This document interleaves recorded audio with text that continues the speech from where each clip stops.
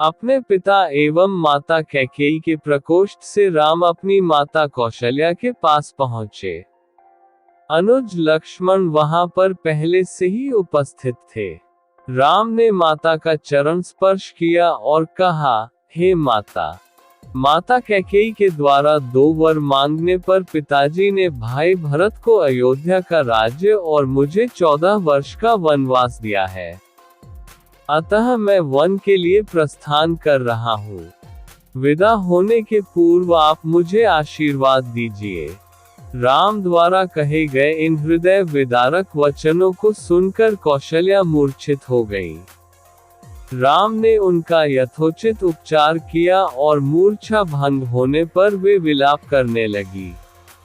उनका विलाप सुनकर लक्ष्मण बोले, माता, भैया राम तो सद्गुरुजनों का सम्मान तथा उनकी आज्ञा का पालन करते हैं। मैं समझ नहीं पा रहा हूँ कि मेरे देवता तुल्य भाई को किस अपराध में ये दंड दिया गया है। ऐसा प्रतीत होता है कि वृद्धावस्था ने पिताजी की बुद्धि को भ्रष्ट कर दिया है। उचित यही है कि बड़े भैया उनकी इस अनुचित आज्ञा का पालन न करें और निष्कंटक राज्य करें। भैया राम के विरुद्ध सिर उठाने वालों को मैं तत्काल कुचल दूंगा। राम का अपराध क्या है? उनकी नम्रता और सहनशीलता। मैं प्रतिज्ञा करता हूँ कि यदि राम के राजा बनने में भरत या उनके पक्षपाती कंटक बनेंगे तो मैं उन्हें उसी क्षण यमलोक भेज दूंगा। मैं भी उसी प्रकार आपके दुखों को दूर कर दूंगा जिस प्रकार से सूर्य अंधकार को मिटा देता है।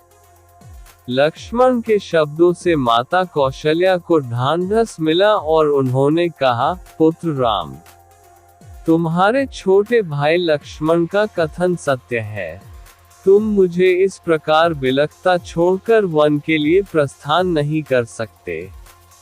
यदि पिता की आज्ञा का पालन करना तुम्हारा धर्म है तो माता की आज्ञा का पालन करना भी तुम्हारा धर्म ही है। मैं तुम्हें आज्ञा देती हूँ कि अयोध्या में रहकर मेरी सेवा करो। इस पर माता को धैर्य बंधाते हुए राम बोले, माता, आप इतनी दुर्बल कैसे हो गई? ये आज आप कैसे वचन कह रही हैं? आपने ही तो मुझे बचपन से पिता की आज्ञा का पालन करने की शिक्षा दी है। अब क्या मेरी सुख सुविधा के लिए अपनी ही दी हुई शिक्षा को झुठलाएंगी? एक पत्नी के नाते भी आपका कर्तव्य है कि आप अपने पति की इच्छा पूर्ति में बाधक न बने। आप तो जानती ही हैं कि चाहे सूर्य, चंद्र और पृथ्वी अपने अटल नियमों से टल जाएं, पर राम के लिए पिता की आज्ञा का उल्लंघन करना कदापि संभव नहीं है। मैं आपसे निवेदन करता हूँ कि आप प्रसन्न होकर मुझे वन जाने की आज्ञा प्रदान करें ताकि मुझे ये संतोष रहे कि मैंने माता और पिता दोनों ही की आज्ञा का पालन किया है। फिर वे लक्ष्मण से संबोधित हुए और कहा, लक्ष्मण, तुम्हारे साहस, पराक्रम, शौर्य और वीरता पर मुझे गर्व है। मैं जानता हूँ कि तुम मुझसे अत्यंत स्नेह करते हो, किंतु हे सौमित्र, धर्म का स्थान सबसे ऊपर है। पिता की आज्ञा की अवहेलना करके मुझे पाप, नरक और अपयश का भागी बनना पड़ेगा। इसलिए हे भाई, तुम क्रोध और क्षोभ का परित्याग करो और मेरे वन गमन में बाधक मत बनो। राम के दृढ़ निश्चय को देखकर अपने आंसुओं को पोंछती हुई कौशल्या बोली, वत्स, यद्यपि तुम्हें वन जाने की आज्ञा देते हुए मेरा हृदय चूर चूर हो रहा है, किंतु यदि मुझे भी अपने साथ ले चलने की प्रतिज्ञा करो तो मैं तुम्हें वन जाने की आज्ञा दे सकती हूँ। राम ने संयम पूर्वक कहा, माता, पिताजी इस समय अत्यंत दुखी हैं और उन्हें आपके प्रेम पूर्ण सहारे की आवश्यकता है। ऐसे समय में यदि आप भी उन्हें छोड़कर चली जाएंगी तो उनकी मृत्यु में किसी प्रकार का संदेह नहीं रह जाएगा। मेरी आपसे प्रार्थना है कि उन्हें मृत्यु के मुख में छोड़कर आप पाप का भागी न बने। उनके जीवित रहते तक उनकी सेवा करना आपका पावन कर्तव्य है। आप मोह को त्याग दें और मुझे वन जाने की आज्ञा दें। मुझे प्रसन्नता पूर्वक विदा करें। मैं वचन देता हूँ कि 14 वर्ष की अवधि बीतते ही मैं लौटकर आपके दर्शन करूंगा। धर्मपरायण राम के युक्तियुक्त वचनों को सुनकर अश्रुपूरित माता कौशल्या ने कहा, अच्छा वत्स, मैं तुम्हें वनगमन की आज्ञा प्रदान करती हूँ। परमात्मा तुम्हारे वनगमन को मंगलमय करे। फिर माता ने तत्काल ब्राह्मणों से हवन कराया और राम को हृदय से आशीर्वाद देते हुए विदा किया।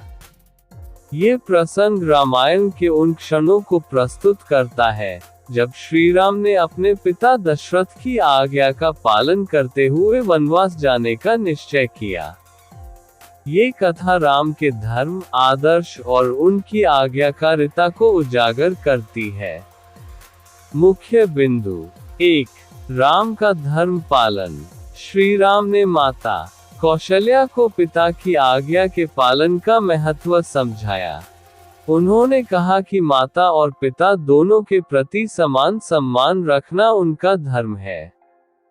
2. कौशल्या का मातृत्व। माता कौशल्या अपने पुत्र राम के वनवास की बात सुनकर व्याकुल हो जाती है और उन्हें रोकने का प्रयास करती है।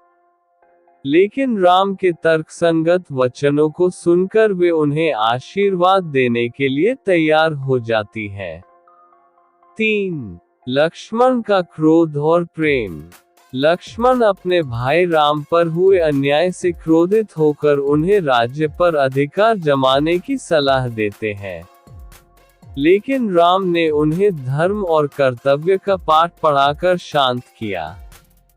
4. राम का दृढ़ संकल्प।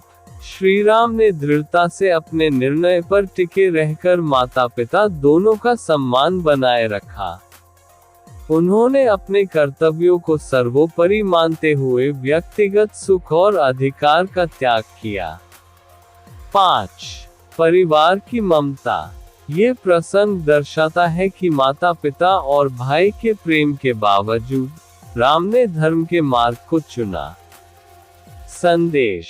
ये कथा हमें ये सिखाती है कि धर्म, कर्तव्य और आदर्श जीवन में सर्वोपरि है।